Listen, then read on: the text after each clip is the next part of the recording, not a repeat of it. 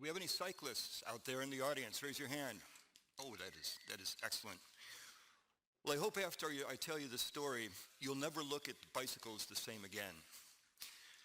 My brother and I and some friends started a company 30 years ago to design and manufacture high-performance bicycle components. Most of our products were for racers and for fitness and sport. And at that time, I thought I knew a lot about bicycles and the power of bicycles and all that they could deliver. It turns out I missed a very important part. I missed the basic concept of transportation. Here's what I mean. If I went around the room and asked you, what was your transportation story last week? This is probably what I'd hear. I walked to work. I rode my bike. I drove my car. I took a bus, a train, a tram. My flight was delayed. I got harassed at TSA. That would be your transportation story. If I was to ask the same question in rural Africa, the story would be about walking. It would be about racing the sun from sun up till sundown, trying to get what you needed to do in that day complete. Every step, a race to overcome the barrier of distance before the darkness of night. We really learned about this about 13 years ago, immediately following the Indian Ocean tsunami. Like you, many of us were watching this disaster unfold on television, and it was horrible, and we thought to ourselves, oh my gosh, how will we respond? As a family, we thought, well, maybe we could raise funds and send it to the Red Cross. But then as a company and a family, we said, you know what, maybe what we could do is leverage our experience in the bicycle industry and deliver a large-scale bicycle program to help people basically get moving again, back into transportation.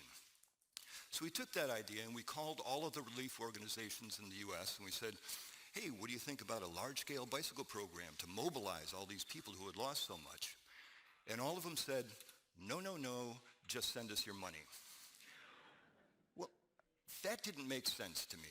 So my wife, Leah Misbakde, and a photographer, we flew to Indonesia and Sri Lanka and began interviewing communities and relief organizations on the ground, and we asked them the same question. What do you think about a large-scale bicycle program?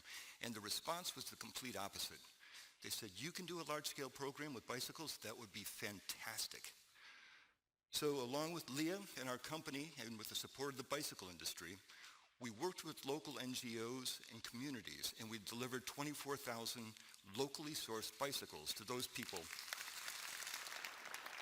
Thank you. To those people who had lost so much. The impact was deep and immediate.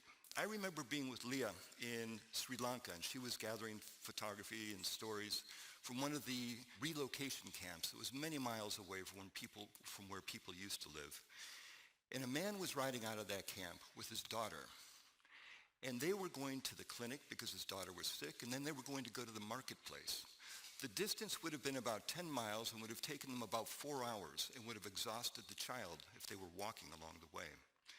When they received the bicycle, they were able to complete that trip in 1 hour, and the man was able to carry the daughter all the way. The beauty of that is that wherever a bicycle was delivered, the exact same transformation occurred. This boost in productivity and efficiency, this ability to use your transportation to regain your livelihood and your jobs and your clinics. So we hired an outside organization to measure the impact. What has this done? What is the return on investment? And the results were that there was deep and immediate impact in the areas of healthcare, education, and economic development. We published the report. Our job was done. We were going to go back and keep designing for the top end of the market for racers and enthusiasts around the world. As we were wrapping up, an individual from one of the relief organizations came to us and said, you know, the work you've done here is truly impactful, but do you realize the same number of people that died in the tsunami, which is about 230,000, die every 2 weeks in Africa from hunger and preventable disease? You have to scale this bicycle program up in Africa. Well, that hadn't been our plan. But you actually can't turn your back on a comment like that, particularly with the results that we saw. So we challenged ourselves and said, okay, let's scale up in Africa, and we'll kind of do it like a business. We'll focus in on the 3 key areas of impact: healthcare, education, and economic development. We'll isolate those, we'll measure them carefully, and publish the results. So we researched a bunch in Africa, and we chose a large-scale healthcare initiative that was going on in Zambia. It was a consortium of well-known relief organizations addressing the devastation caused by HIV and AIDS. What they were going to try to do is train the villages how to take better care of themselves. So they would train village healthcare workers to go back into their villages and teach about prevention and testing, and then how to care for the sick and the dying. They trained 23,000 workers and sent them out into Zambia walking. For those of you familiar with Zambia, Zambia is about the size of Texas with half the population. There's a whole lot of distance between everything: homes, villages, towns. What they found is that the trained healthcare workers wasted so much time walking that the program began to suffer. There were huge inconsistencies in the care. The caseloads weren't being taken care of, but even worse, the volunteers were beginning to drop out of the program. They were poor as well, and they had to take care of their families. And if they had to walk for hours and hours, they couldn't take care of their families. It was terrible. So we came alongside of them. We said, okay, we'll deliver 23,000 bikes, and we will mobilize your demoralized army, and we will get them back on the roads. So that shouldn't have been a problem. So we said, okay, we'll replicate exactly what we did in Sri Lanka, which is we identified all the local sources of bikes, we strengthened them, and then we delivered them into the field. So we looked into Zambia at all the sources of bicycles, and we took them and we tested them out in the communities. And what we found is that all of them began to fail immediately. Pedals broke off, crank arms bent, wheels collapsed. They couldn't be used for this program. It was a disaster. We had been way overconfident. We affectionately called those bikes BSOs, for bicycle-shaped objects. We had to go back to our NGO partners, the ones that were dependent on us to deliver transportation, to kind of salvage their program. And we had to go back to them and say, if we followed through with this bike program, it would fail. We need time to fix the supply chain. Well, we went to all of the suppliers, and of course, none of them thought that their bikes were breaking, which is another classic example of the poor have no voice, and they get dumped on all the time. But there was one of them that said, oh, we had no idea our bikes were breaking. Can you help us fix them? Well, that we can do. That we know something about. So we worked very closely with them to improve their bikes and their supply chain, and then we began delivering bikes into the healthcare initiative. Royce is one of the healthcare workers, and she also was suffering from long distance to walk, but when she received the bike, it was like turbocharging an angel. She was able to visit more patients more frequently and spend more time. She was able to leverage the teaching and the training that the NGOs had given her and help spread it out throughout her communities. And when she wasn't working on healthcare for the communities, she was able to use the bike to assist her family. We found that our research said that she was able to go 4 times further, which means visiting more distant patients, and also visiting twice as many patients. That program went from suffering to conceivably failing to becoming one of the leading programs in service of HIV and AIDS. So we thought, okay, we ended up delivering about 160,000 bikes into healthcare initiatives in about 18 countries, and we saw very similar results. Thank you.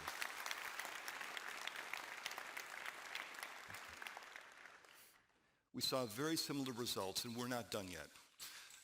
But with the healthcare initiative going, we turned our attention to education. Remember, we're working on the 3 key findings that we found in Sri Lanka. In Sri Lanka, we found that when the students that had been displaced into distant camps received a bicycle, they began to return to school immediately. Our research in Zambia said that distance was a huge barrier to keeping kids in school, and that if we applied the same concept, we would see the same results. And in Zambia, many parts of Africa, the tradition is for the girl students to do all the chores at home. That includes cleaning, cooking, fetching water, caring for younger siblings. So the dropout rate for girls was much higher. So we worked very closely with the Zambia Ministry of Education and the communities, and we designed a program that would provide bikes to students on a study-to-own program.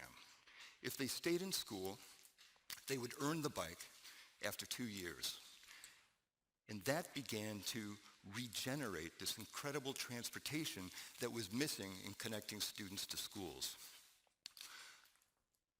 Ethel is a student, she's a high school student who lives about 4 hours round trip to school. She has dreams of becoming a nurse. She's good in science, she's good in math. But the distance to her school is likely going to crush those dreams. When she received the bike, she immediately was able to get to school on time, use the bike to help her family, and ensure that she had a chance to get to those dreams that she cared so deeply about. Today, we've delivered over 150,000 bikes into education initiatives like the one that Ethel was part of. We've seen over a 25% increase in attendance and over a 55% increase in performance. Who wouldn't want to try that with their teenager at home, huh? The consistency in the impact is so great that we begin to funnel or focus all of our philanthropic work into the area of education. And the results, again, are off the charts, and it's very easy to scale. But there's a really interesting thing. One thing I've noticed is that philanthropy will help people stuck in poverty, but it won't get them out. Economics will.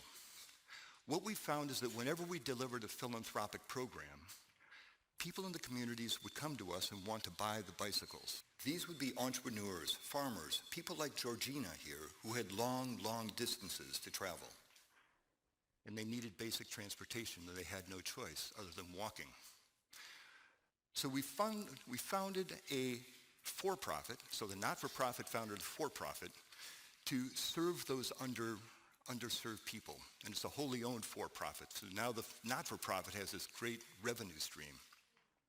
And the beauty is that it's beginning to deliver bikes much further afield than we could ever do philanthropically.